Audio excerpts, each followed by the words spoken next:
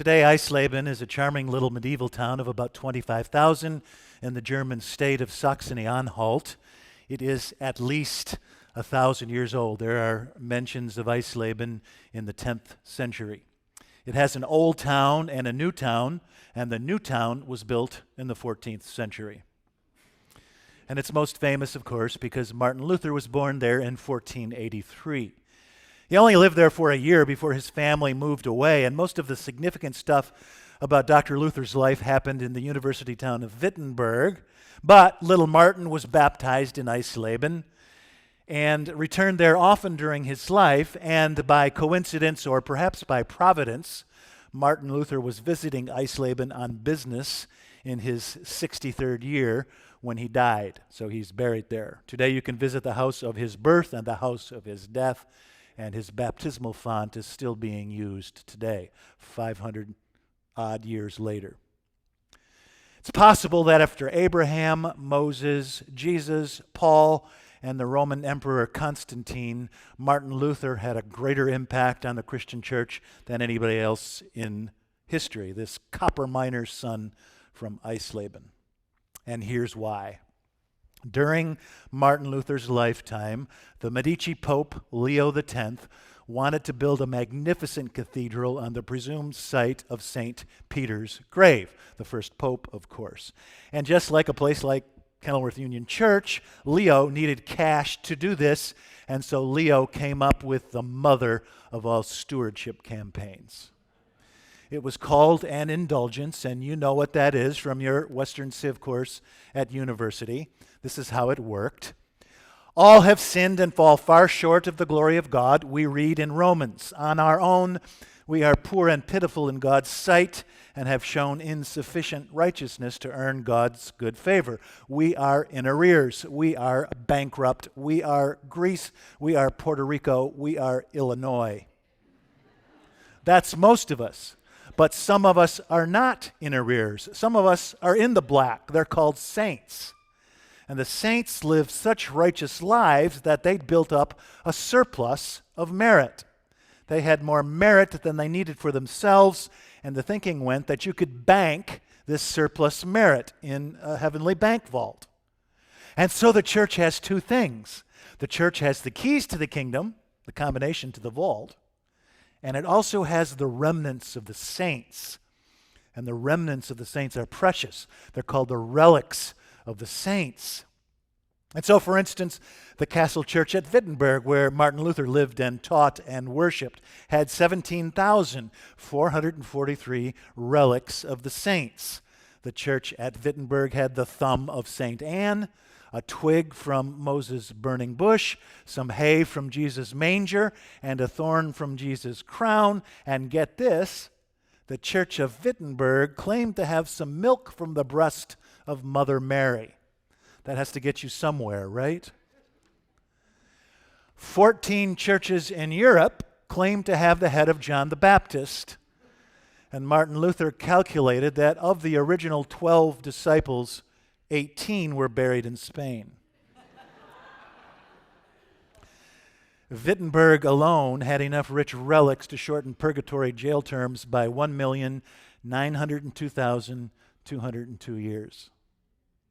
And so, if you wanted to shorten your prison term in purgatory by a few thousand years, or that of your Uncle Charlie, who perhaps had died unshriven of the Black Death at the age of 27, all you had to do was put down some cold, hard cash to touch or view one of these holy relics, and voila, you got to heaven a lot earlier than you deserved to, and Pope Leo got his cathedral.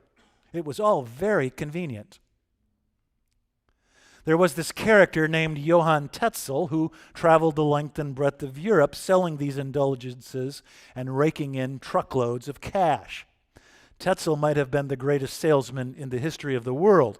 He was the Don Draper of the 16th century. If Tetzel were alive today, he'd be selling cigarettes to teenagers and scotch to expectant mothers. Tetzel came up with this clever little jingle that went like this: when the coin in the coffer rings, the soul from purgatory springs. That's got to rank right up there with "You Deserve a Break Today," or "A Diamond is Forever," or "Can You Hear Me Now," or "Just Do It," right? And then Martin Luther, this obscure Augustinian monk and Bible teacher from Wittenberg, comes along and has the nerve to do something that nobody apparently has done for a long time. He actually reads the New Testament. Can you believe it? He read the New Testament, especially Paul's letters to the Romans and the Galatians, and he has the chutzpah to say, you know what? I bet it doesn't work like this. I bet you can't bribe God. I bet you God's not an ATM machine where you can slip in your debit card, punch in your password, and out comes heaven, right? The Reverend Dr. Luther reads Romans and discovers, this is important, listen to this now, Dr. Luther discovers that righteousness is not something that God demands. Righteousness is something God gives. God doesn't expect us to earn God's good favor on our own strength. God knows us too well. Instead of waiting for us to get it right, God, because of Jesus Christ, grants us an imputed righteousness, a righteousness that doesn't belong to us. Luther called it an alien righteousness. Doesn't belong to us. It's not ours, except as a gift. And this appears also not only in Romans and Galatians, but in that beautiful text I read from Ephesians a moment ago, the hallmark text of the Reformation. For by grace you have been saved through faith, and this is not your own doing. It's the gift of God, not the result of works, so that no one may boast. So then that in ages to come, God might show the immeasurable riches of God's grace in kindness to us through Jesus Christ. And so Martin Luther is a big deal even 500 years after he nailed those 95 theses to the door of the church at Wittenberg, because he granted Christians two monumental freedoms that we hadn't known for a long time. Freedom from the ecclesiastical hierarchy in Rome, and freedom from all this striving and climbing, this reliance on ourselves. And that's why Luther's a good topic for Independence Day. He is the author of freedom. You know, there's a Thomas Jefferson stone out there too. And I thought very seriously about dropping the chronological order with which I've been preaching these sermons with and rushing Thomas Jefferson on this day near the anniversary of his Declaration of Independence. Might have been a good thing to do, but then it occurred to me that you can't have Jefferson unless Luther comes first. It's a straight line from Luther to Jefferson. He's one of the first individuals with the chutzpah to go up against the bristling, gargantuan omnipotence of the Roman Catholic Church. He talked about the priesthood of all believers. Don't let the Pope get between you and God, he said. The Pope's no better than you. We're all priests.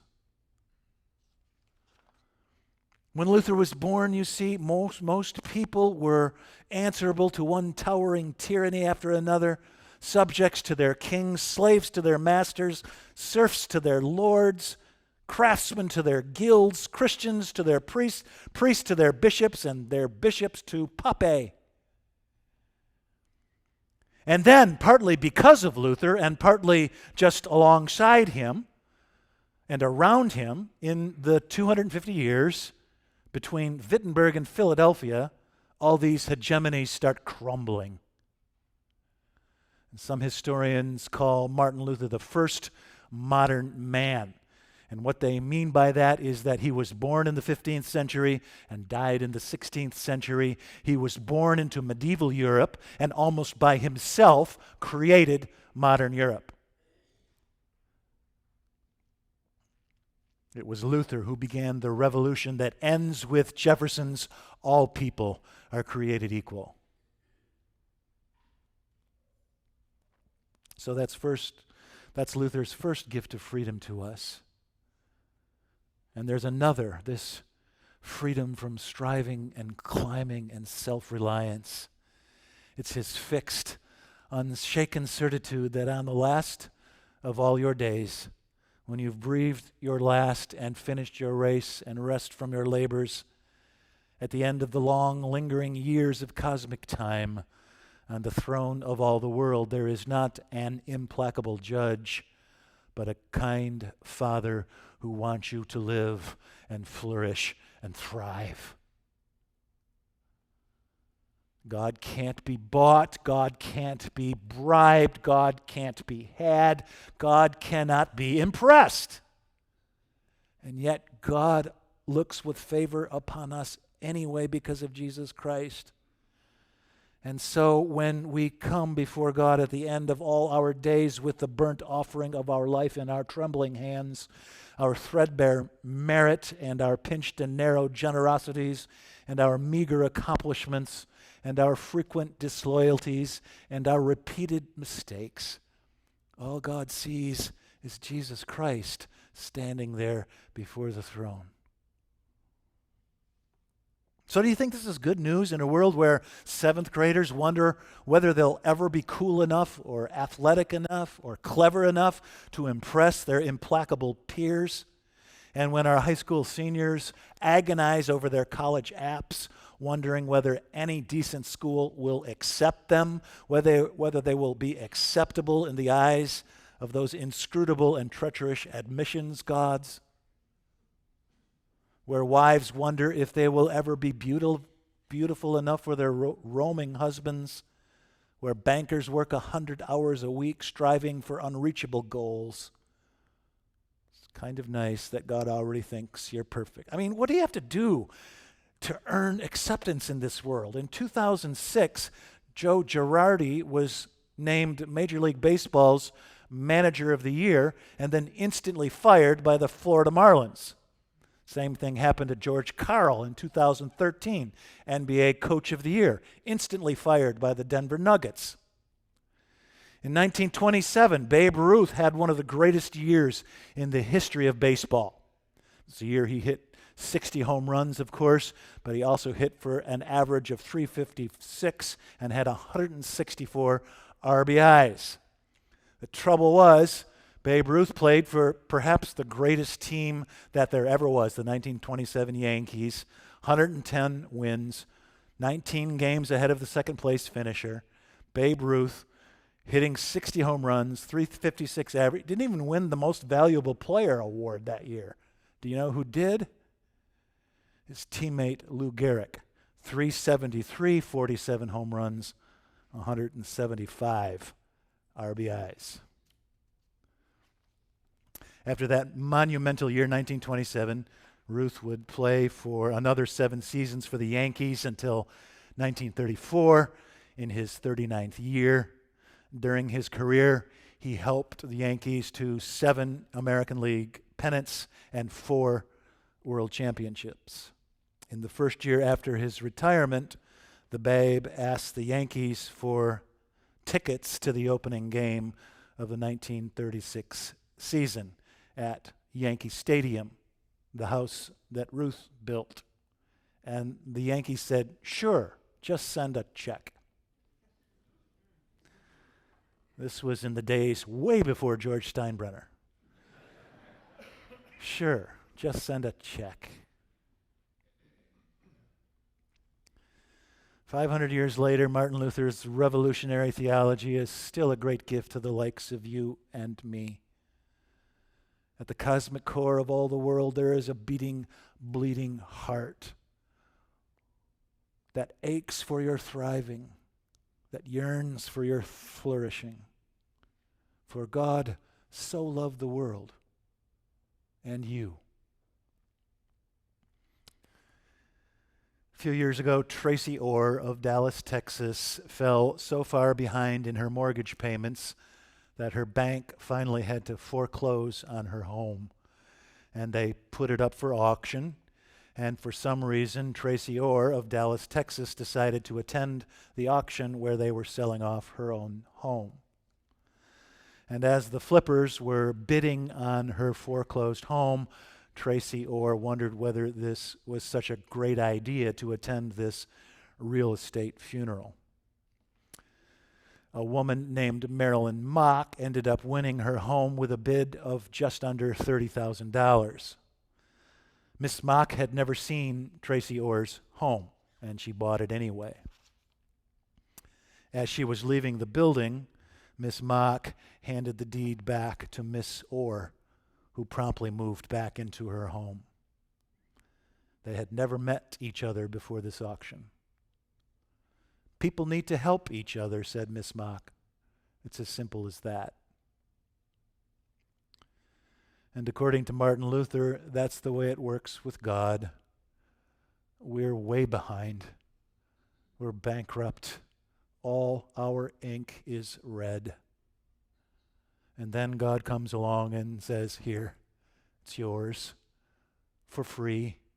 My son took care of it. Welcome home. In the name of the Father, and the Son, and the Holy Ghost. Amen.